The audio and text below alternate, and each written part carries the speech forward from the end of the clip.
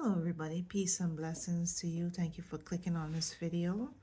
This is an unplanned video. I wasn't planning on doing any recording. Actually, I don't do recordings at this time or ever. It is Friday. It is March 21st, 2025. My son, my youngest living son, will be 10 years old tomorrow. He'll be celebrating his birthday tomorrow. But by the time you see this video, we may not even be in March anymore. Or maybe still March. It may not be, but it may not be March. Um, I may post this, I may not post this. Honestly, if I do a video and I feel like it's good enough, I often try my best to make efforts to post it, and only in certain circumstances where that video has gotten too far away from me and I just feel like it's no, you know, and I just feel as though it's not necessary to post it anymore, I probably won't. But for the most part, if I record it, I post it. I figure it is kind of like documenting things that I learn and, experiences, and, in the moment documentation of experiences and observations and thoughts and ideas and things that come to me. Um, I don't know why I'm doing this particularly. I don't know if it's helpful. I don't know if it's helpful to me. I don't know if it's going to be helpful to others. I just feel like called to do that right now. That is why the channel is Letitia Learns Life. It is about using my mind and my body and my perspective and my presence and where I stand on the timeline, and the position that I'm in on the timeline, the present timeline. It's using it as kind of a case study, as in, okay, well, if I try it this way, how is it going to work? If I open this door, if I thought, if I pull on that thread, if I explore this a little bit more, if I think about this a little bit more, how, what am I going to come up with? How is it going to work? So the reason I feel called to try to make a video tonight, even though I do not make videos at this time of night on a Friday night, no less, and I just came out here to kind of do something else.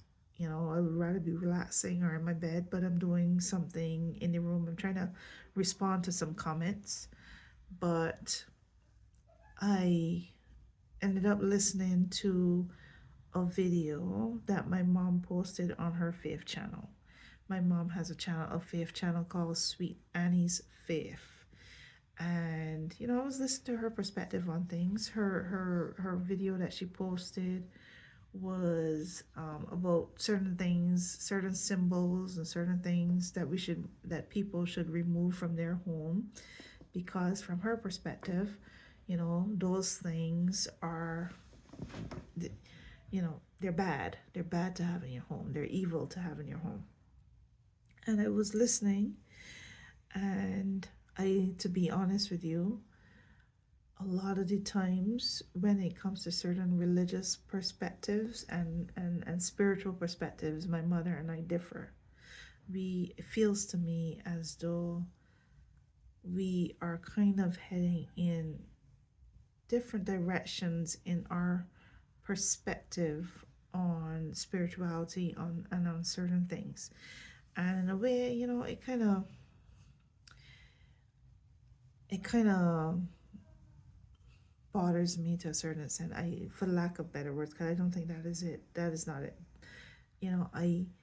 It scares me a little bit, because it makes me want to be very, very careful how far I go in the direction in which I feel called, because I feel like eventually we will be kind of speaking different languages, and I've always been a little bit nervous about being my full self and leaning into my full calling and my full perspective, because I've always recognized that to a certain extent, me and my mom kind of saw things a little bit differently, or maybe even a lot differently, So I've been like very, very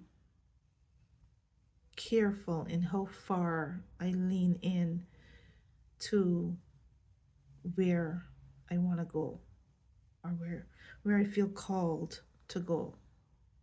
You know, um, recording this video makes me nervous because I know if I post it, then my number one supporter, my number one fan and supporter, I should say, may not appreciate the video, even though I don't mean any kind of,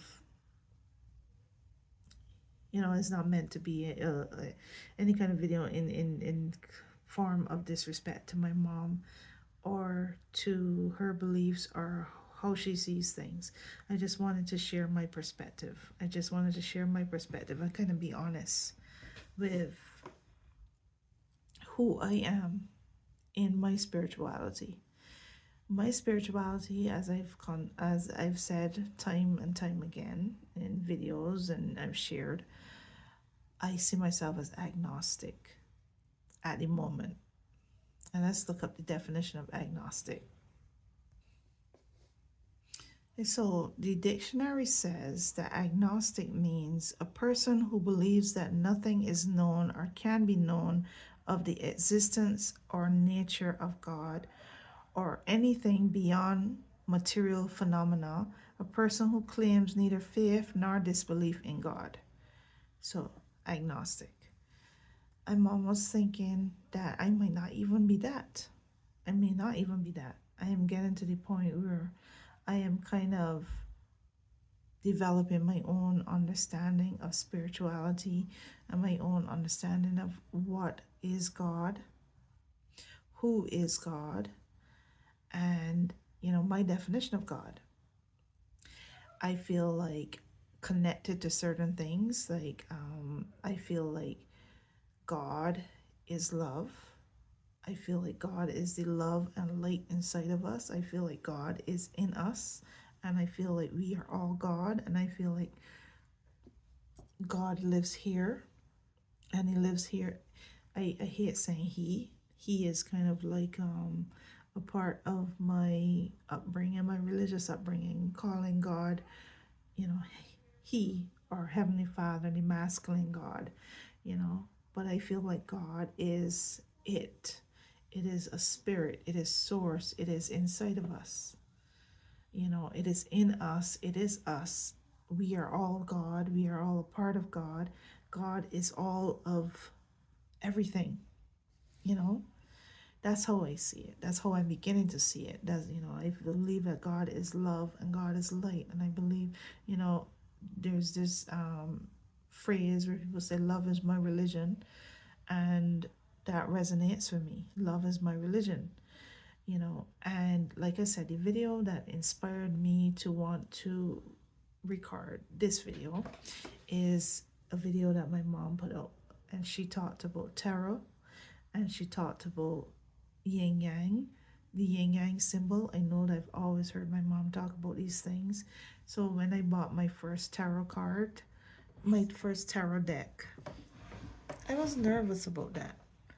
I was nervous. I was never even ever gonna plan to buy a tarot deck. But the reason I bought this tarot deck is because I love the artwork in it. I do not understand tarot symbols and what they mean.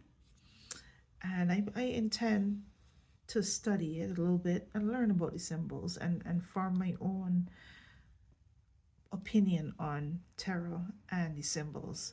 I don't feel the urge or desire to read tarot because I feel like my intuition works perfectly fine without the use of what is it, without the use of specific tools. I don't feel like I need these. And when I look at a card, I don't feel as though the card is saying anything to me. I just appreciate the artwork. I don't feel spiritually drawn to the cards in any way. Or when I watch tarot readers on online, I usually just listen. I don't look at the cards at all.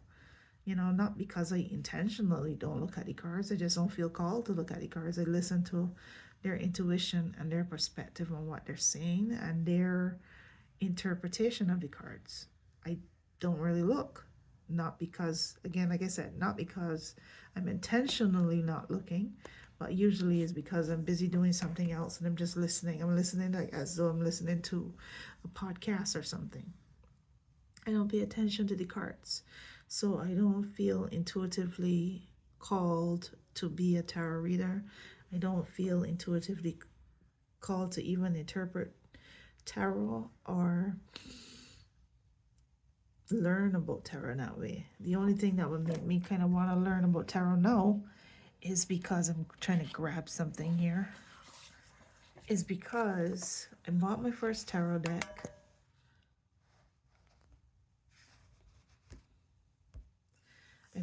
I bought my first tarot deck and I appreciate the symbols in the deck. So now I feel like I need to learn a lot more. I appreciate the images, I should say, not symbols. Now I feel like I need to know a lot more about what the symbols mean, what the Seven of Wands mean.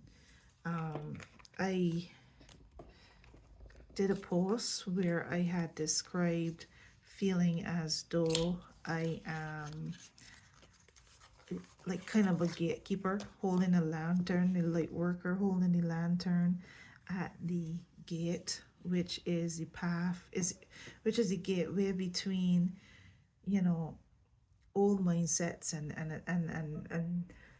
the old, which is being destroyed before our eyes, intentionally destroyed and crumbling, and the fear-based mindset and the divided mindset and the religious mindset and just the ways of the old.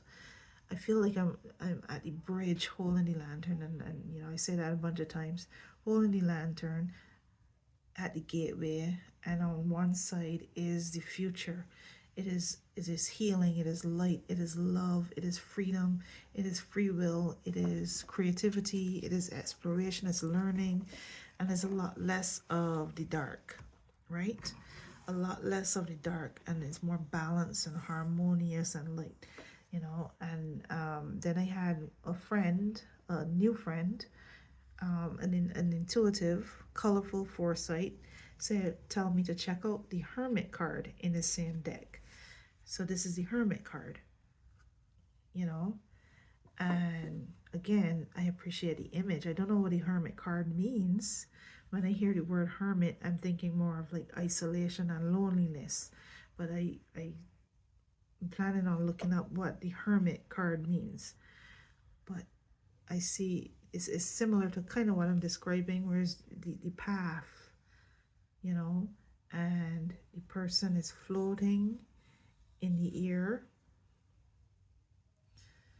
surrounded by, covered by light, just waiting for the rest of the world to catch up, waiting for the rest of the world to catch up, Honestly, gonna tell you the truth, I wrote a poem one time, and I also shared this in videos before. I wrote a poem one time, and I can't find it.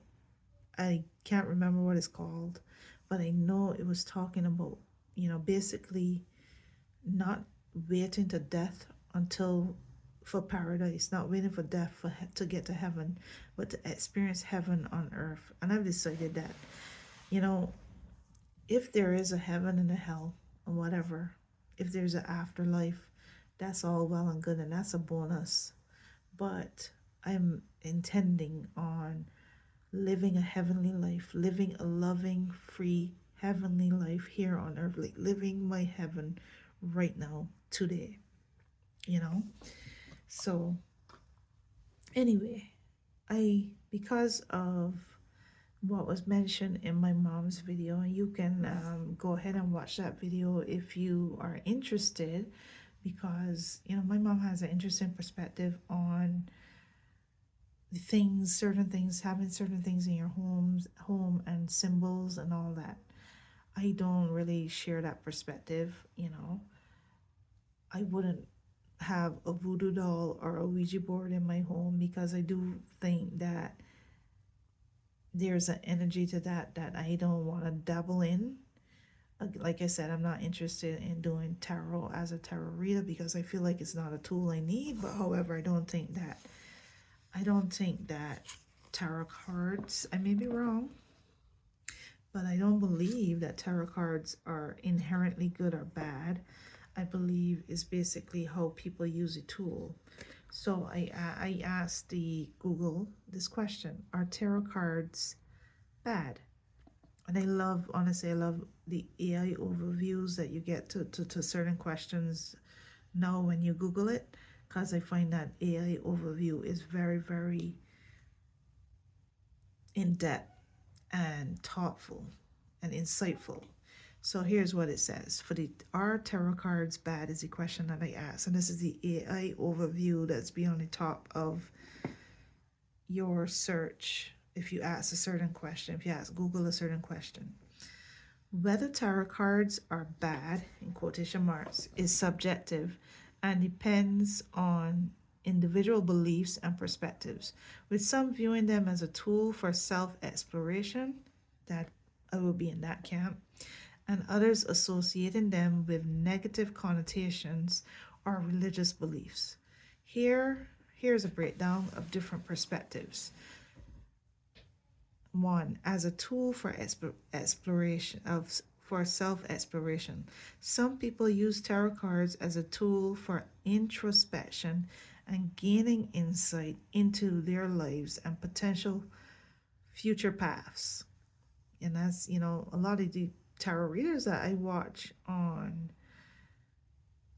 social media, on YouTube, seems to be in that camp. Those are the people that are in that camp of tarot reading. They use it for introspection and gaining insight into their lives and potential future paths. Religious perspectives. Certain religions, like Christianity, view divination, including tarot card reading, as a form of witchcraft and an abomination potentially associated with evil spirits. Now, this here worries me because this is like I'm getting the whole witch burning vibes, you know. So that thought process really worries me because that is burning witches at the stake kind of energy, in my opinion. Potential for misuse. Some argue that tarot readings can be harmful if used to predict the future or to make decisions based on the cards, as it can lead to lack of agency or control over one's life. Personal experiences. Some individuals have reported negative experiences and superstitious beliefs related to tarot cards, while others have found them to be a positive and helpful tool. Entertainment and fun. For some, tarot card reading is simply a form of entertainment or a fun activity without any deeper spiritual or religious significance.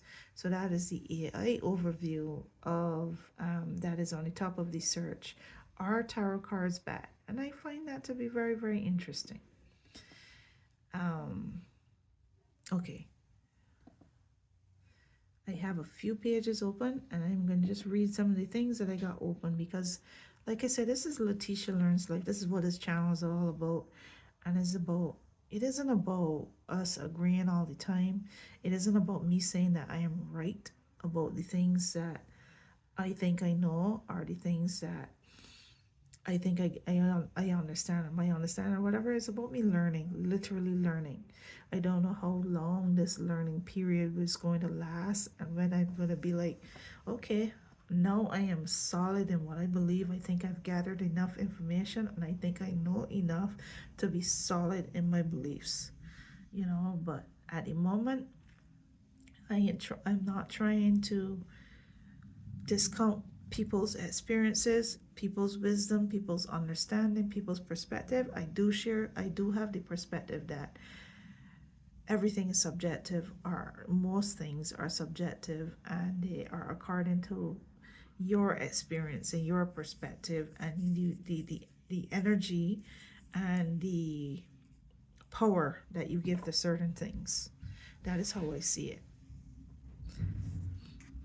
So the next question that I asked Google is the yin yang symbol bad? And I asked these questions. I felt called to ask those particular questions in regards to the different things that my mother listed, because those are things that I have in my home. I do have one item that has a little yin yang symbol in it. Let me show you that item. So I got this. These are little pyramids that I collect. There's different types, and they are so beautiful and so cool, and they have energy stones inside of them, or gemstones, or whatever people call them. They have different things in them, and this one has the yin yang symbol in it. And I heard growing up that the yin yang symbol is bad. I've never really agreed with that concept at all. I've never agreed with that at all, but I did hear it from religious sources, including from my mom. But I've heard it. I've heard it growing up. I grew up in the islands. I grew up in Barbados, and I did hear that. So let's hear what the AI overview on Google says about the yin yang symbol. The yin yang symbol, also known as Tahitu, I don't know if I pronounced that right, doesn't inherently, saying the same thing as in tarot, doesn't inherently represent bad, quotation marks, or evil, quotation marks. Rather, the concept of balance and interconnectedness, with neither side being inherently superior or inferior. To be honest, I agree with that concept, because I agree that there should be a balance between the shadow and the light, the dark and the dark, and day and night, dark and light, because we can't have light all the time. We have to have the dark so we can shut down and we could quiet our mind. We got to close our eyes and see darkness, see nothing, you know. And I don't think that dark is inherently evil, or light is just, that that we should only have light, because I believe that without darkness is no contrast. There is no recognition of light, you know? Light doesn't have as much value without the dark, you know? And speaking of that, being in the Trump era, being in the era when, with the rise of fascism and all the worst elements of humanity, I believe is in that period where darkness has risen and is trying to overpower everything, that I've become my most powerful self. Because of that, I have been able to really step into my light and step into my power. So I believe that there is a purpose for both the darkness and the light. And right now it's out of balance. And what light tries to do, as I see it, what light tries to do is return things to balance. What dark tries to do is to take over everything, which it can't, because that is not what it's for, you know. So it is up to light to restore balance. And that's just my mental perspective. That's just a perspective. That's all. Here's what it says. Here's a more detailed explanation. Origin and meaning. The yin and yang symbol are Tahijitu, I don't know if I'm saying that right, originates from Taoism or Daoism, a Chinese religion and philosophy. Yin and yang as opposites. Yin is often associated with darkness, femininity, and passivity. I'm quite annoyed that the femininity is on the darkness side, but anyhow. While yang is associated with light, masculinity, and activity. Balance and interdependence. The symbol emphasizes that these opposites are not inherently good or bad, but rather complementary and interdependent. So the divine feminine And right now it has it's associated here with passivity. The divine feminine is the calm, the nurturer, the peace, the balance, what's the words? It's the ideas, and the masculinity. The divine masculine is the action behind the ideas. It's the movement behind those ideas and those thoughts, and that you know it's the power behind passivity, I guess. And they're needed. They're both needed. They're both needed. But again, I still have a lot of learning to do. I haven't scratched the surface, and it is scary to want to pursue knowledge. A lot of the times when I think I want to pursue knowledge in different areas outside of my religious upbringing, I think about my mom and I get scared because I'm thinking my mom's gonna panic. She's gonna think that this, and I worry about what my mother thinks, right? And I think that that is something that I need to overcome. It's always been something that I need to overcome, because as much as I love my mother, we are not the same people.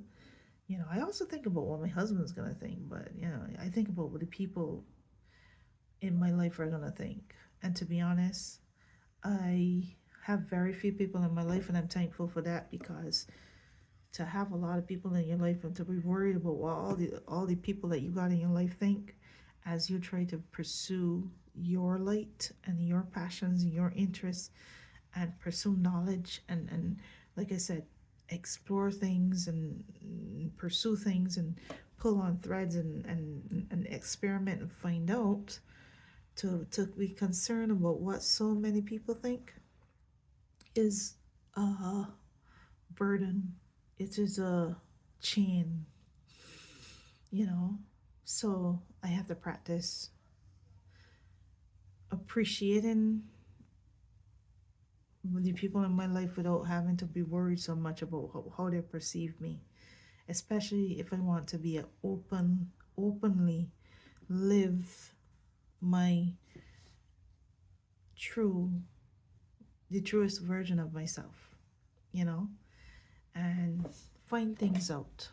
I mean, what's the point? What's the point of living here and not fully experiencing and embracing the lessons and learning what you gotta learn, and fully taking it in? I'm not have no interest in going through all of this to end in death, just for the easiest life, you know, the the simplest version of myself, like just for the ordinary. That's not me. That's not me at all. That's never been me. I don't know if that make any sense, but it's late in the night, and figuring out your words aren't always the easy thing, especially for me. But anyway, let me continue. The whole is greater than the sum of its parts. The symbol suggests, remember we were talking about the yin yang symbol.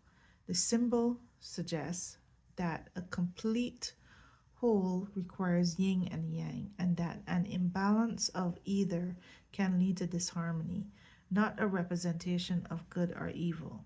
The symbol doesn't represent good versus evil, but rather the interconnectedness of opposing forces, the light and shadow, or male and female.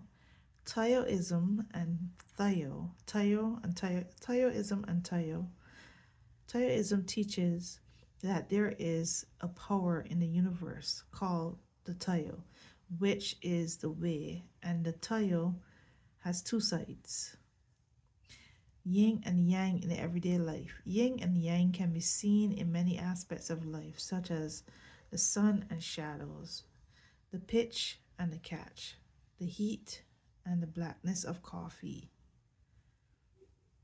or the heat and the blackness of coffee.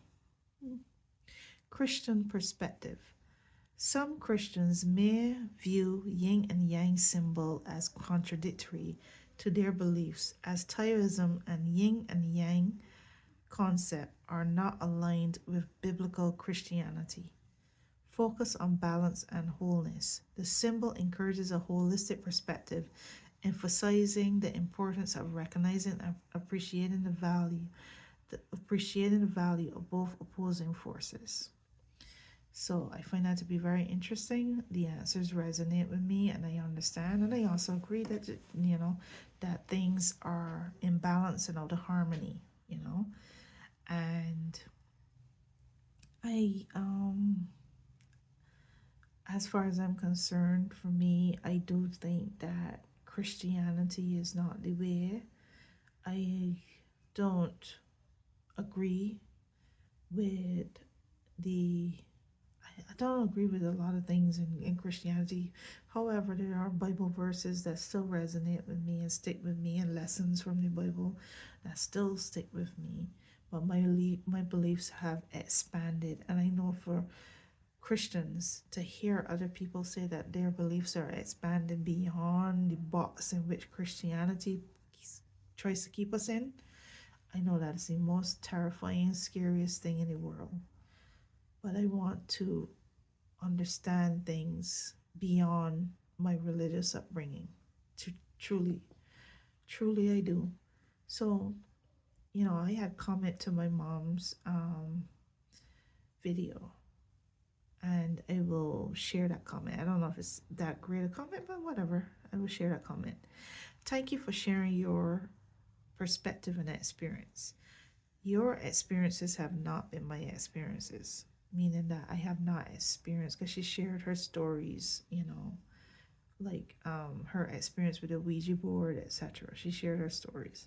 I've never had experience with darkness or anything in the realm of darkness and evil, directly. You know, I've never felt haunted by anything or attacked by anything. But my mother has had many experiences like that, you know. I have not experienced darkness the way you have. I always felt protected by the light. Your prayers most likely had a lot to do with that. I believe that certain things and symbols carry dark connotations, and the only symbol I can really think of, really,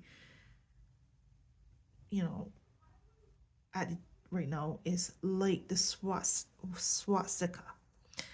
After it was appropriated by the Nazi Party in 1920, and I wrote that because, and I looked it up because I looked it up, and I realized that's what it says here, that the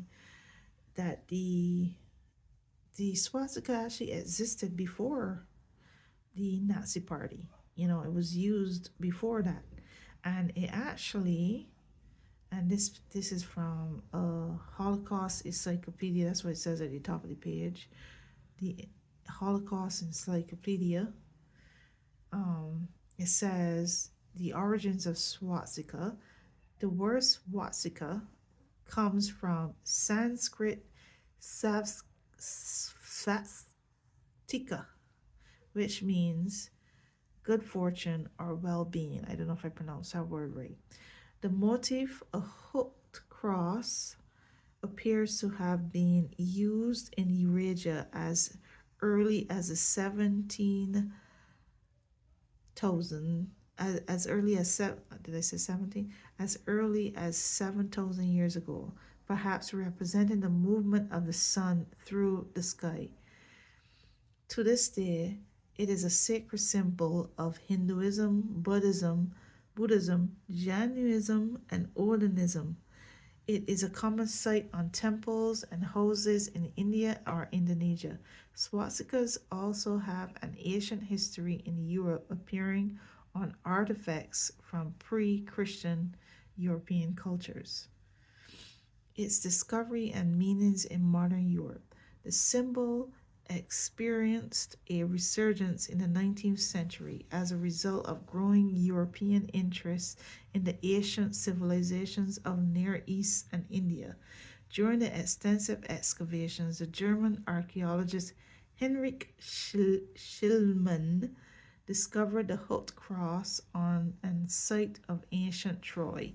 He connected it with similar shapes found on pottery in Germany and speculated that it was a significant religious symbol of our remote ancestors. Other European scholars and thinkers linked the symbol to shared Aryan culture that spanned Europe and Asia. In the beginning of the 20th century, the swastika was widely used in Europe. It had numerous meanings, the most common being a symbol of good luck and auspiciousness. So listen to that. The swastika meant good luck. It was a good symbol. It meant good fortune and well-being. No, listen to this part. The appropriation of the swastika as a Nazi symbol. However, the work of European linguists and other scholars was taken up by racist groups for whom the swastika was a symbol of Aryan identity and German nationalist pride. The conjecture of Aryan culture descent of German people is likely one of the main reasons why the Nazi Party formally adopted the swastika or Hackerkrink, Hackerkrink against Hakenkreuz, this is German hook cross as a symbol in 1920. That's where I got that year from. 1920. The Nazi Party was the only party to use swastika in Germany after World. The Nazi Party was not the only party to use swastika in Germany. After World War One, a number of far-right nationalist movements adopted the swastika as a symbol. It became associated with the idea of racially pure state. By the time the Nazis gained control of Germany, the connotations of the swastika had forever changed. In Mein Kampf, Adolf Hitler wrote, I myself,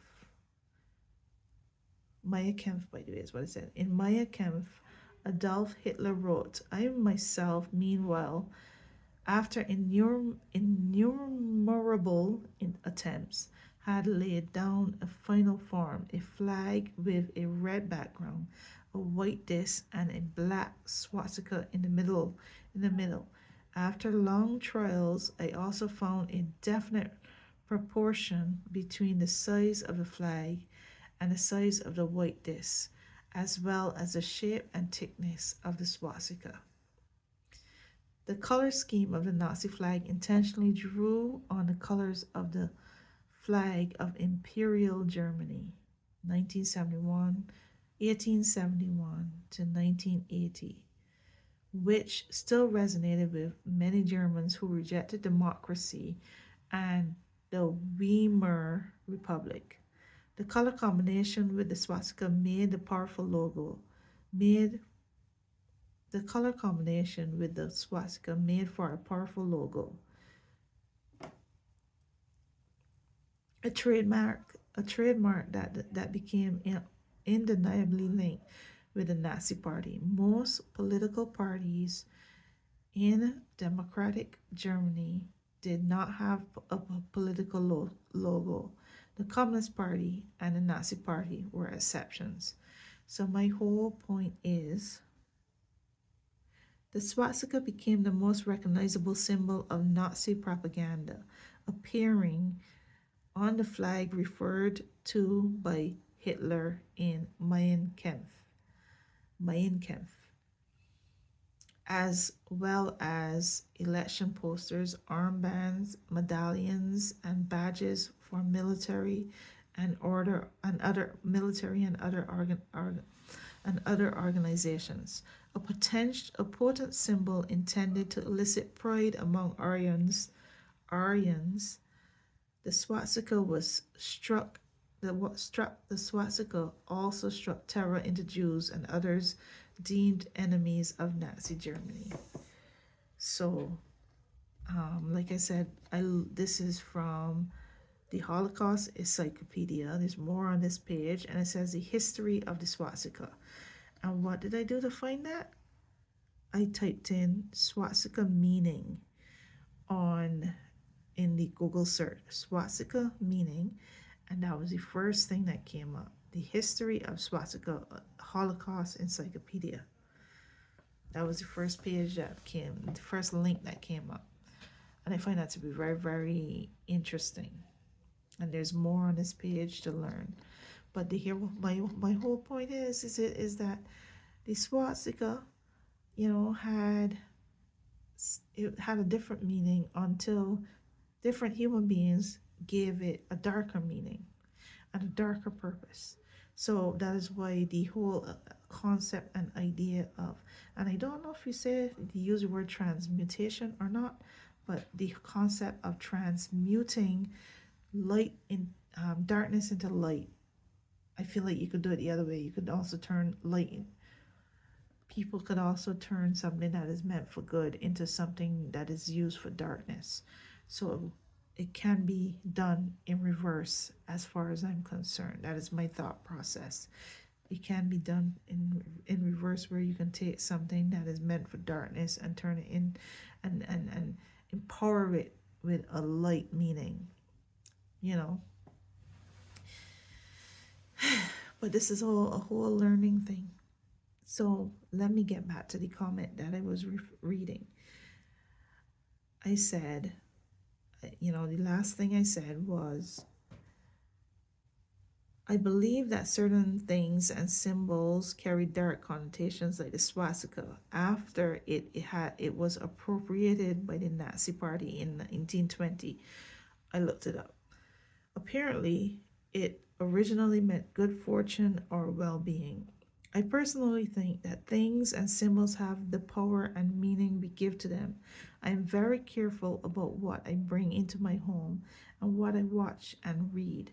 However, I don't agree that everything you mention is inherently good or bad. I would never bring a voodoo doll or Ouija board in my home. But as you may know, I do have some of the things you mentioned in my home. Still, my house is protected and filled with love and light. I believe everything I bring here is of the light because that's the meaning I give to it. I asked Google these questions shown below and found the AI overview very interesting and informative. I agree with the answers. Are tarot cards bad? Is the yin yang symbol bad?